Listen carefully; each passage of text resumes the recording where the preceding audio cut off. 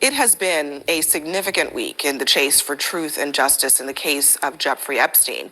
A Trump cabinet official admitted to being on the pedophile's island after lying about it. Ghislaine Maxwell floated a quid pro quo, promising to clear Donald Trump and Bill Clinton if she is granted clemency. Republicans began to see the unredacted files only to find even more redactions. And the Justice Department spied on those lawmakers making searches, something that caused even Speaker Mike Johnson to condemn the administration. And speaking of the DOJ, Pam Bondi acted more like a campaign surrogate than the Attorney General. She refused to answer basic questions about her handling of this case and of the files. Indicted. Excuse me, I'm going to answer the question. Answer my question. No, I'm going to answer the question the way I want to answer the question. No, Your you're going to answer the theatrics are question the ridiculous. way I asked. I believe you just lied under oath.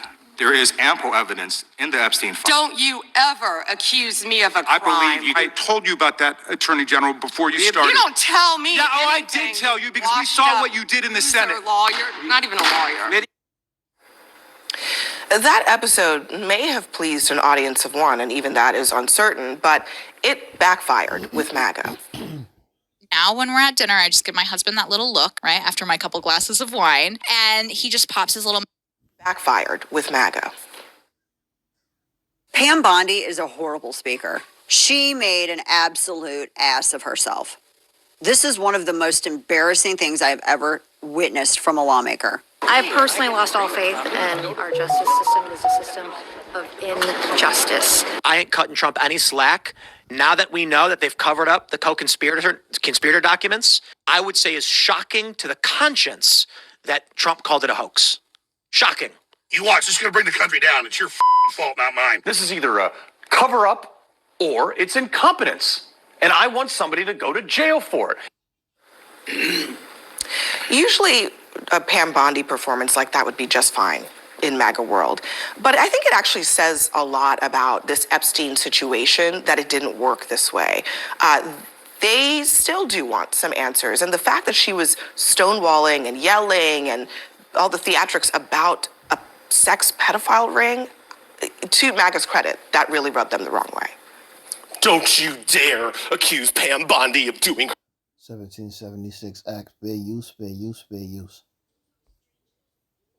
her job, right? Because that's really at the heart of the problem here. Pam Bondi is the Attorney General of the United States. She does not represent Donald Trump. She does not represent Bill Clinton. She represents the people, and in this case, the victims of the Epstein scandal, right? And so the most arresting image for all the toxicity, right? And honestly, the last time I saw something that toxic, Britney Spears was involved. But for all of that ridiculousness, the most arresting image of the entire hearing was when all of those Epstein's victims stood up and Pam Bondi refused to look at them in the face. Pam Bondi refused to look at her clients in the face. The people she's supposed to be representing and defending, she couldn't look them in the face. And that is going to be the story of that hearing, no matter what Pam Bondi said and how she yelled and carried on. I think one of the most striking moments was when she brought up the Dow. Because what did that have to do with Epstein survivors and victims and the case, right?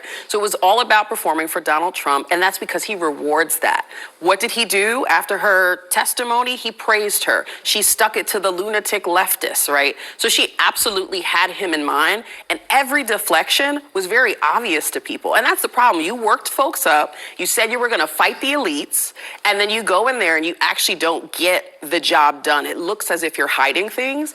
It's not about red and blue anymore. It's about justice. So, Arthur, before you jump in, let me just disclose to the audience that you once represented Ghislaine Maxwell. Yes, we handled her appeal from her trial, but putting my lawyer's hat on, and I don't mean to correct you, but as being an attorney, those are not her clients. In other words, a criminal defense attorney has to zealously represent his or her client. A prosecutor is in a much more luxurious position. They have a quasi-judicial function. They are the ones who decide, do we prosecute a case or we don't prosecute a case? They don't just take someone for their word. They have to do an investigation and they figure it out.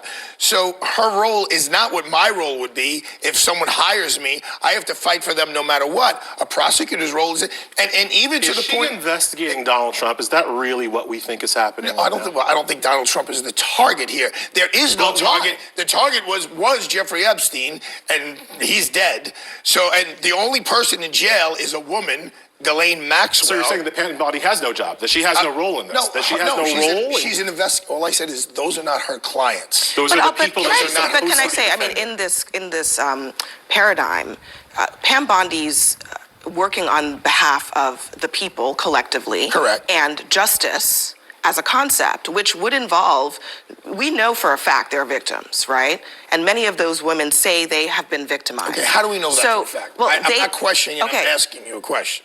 How do we know for a fact? Because you realize Jeffrey that Epstein the and deceased- Ghislaine Maxwell were both prosecuted for victimizing women, girls and women. Okay, I mean, so okay, so I don't. Is let that me be a really lawyer. in Let me be a dispute? lawyer once again. In your open, you refer to him as a pedophile. You realize that he's not a pedophile. A pedophile is someone in the law. Is someone who goes after a prepubescent person. So he has never been accused of going after someone who's a prepubescent. Some of the victims in the documents were, according to Jamie Raskin, who saw the documents in the classified setting, were as young as 9 years old. Okay, that's a new fact to me. So I'm Okay, just saying, we are I did talking not know that about till a today. range of victims who can be extremely young in some cases, but Arthur, there's no question there are victims here, okay?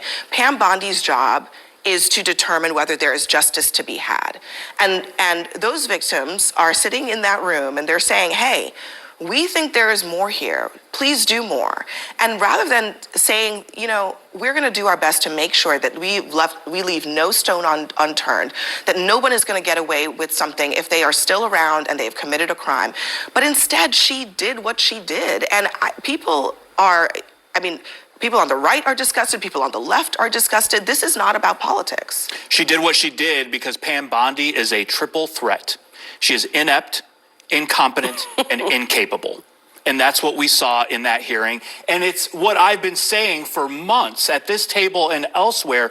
She has botched this. Bondi has botched this from the very beginning. They do not communicate well with the American people, even internally and externally, to say, hey, here's what we're redacting, here's why we're redacting it, here's when the next tranche of documents are going to come. You recall a couple weeks ago, I said this was just the beginning of our national nightmare, and it's proving to be true. This nightmare is going on, and it's not going to stop until President Trump swaps her out, just like he swapped Tom Homan in to Minnesota. He's got to get her out and someone in the job that knows what they're doing. But I do want to follow up to what you said. Did you once ask why the Biden administration didn't look those survivors in the face, even one time? And don't roll your eyes, because we don't just get to erase that. We're not going to play whataboutism over the Epstein files. It is a whataboutism. The person in charge right now is Pam Bondi and the Trump administration. Nothing. 4 years. And they should be investigating it. If you want to talk about things that I think Merrick Garland should investigate, you don't want to get me started on who I think Merrick Garland should have in jail right now. Because if Merrick Garland was doing a good job, Trump wouldn't have even been able to run for president. Incredibly skilled deflection. Right? I'm not deflecting. You are, because you want to answer the question. Did you wonder why the Biden administration did not seek justice for those survivors for 4 whole years? They didn't not seek justice. I'm not deflecting from the question. I am disagreeing with your incorrect premise. They did seek justice. I didn't think Merrick Garland went hard enough. I didn't think Merrick Garland did a great job. I do not think that Pam Bondi is doing a great job. I do not think Donald Trump is doing a good job. Is that a full enough answer? Nobody involved here is doing enough to defend the Epstein victims. Are you satisfied with that answer? Sure. Okay. Good job. Pam Bondi, when she went up to the Hill, she had these images of the search history of the members who went up to the DOJ to take a look at the unredacted files. She seemed to be convinced that this was, I guess, a defensive measure if any of those issues came up while she was on Capitol Hill. But here's what Mike Johnson said about the appropriateness of that. My understanding is that their computers set up where the DOJ was allowing access to the files, and I think members should obviously have the right to peruse those at their own speed and with their own discretion. And I don't think it's appropriate for anybody to be tracking that. So I will echo that to anybody involved with the DOJ, and I'm sure it was an oversight. That's my guess. I don't think a printed a printout of a specific congressperson's note is an oversight. That's the first thing. But why do you think, Natasha, that they... Ecclesiastes 10:11. Surely the serpent will bite without enchantment, and a babbler is no better.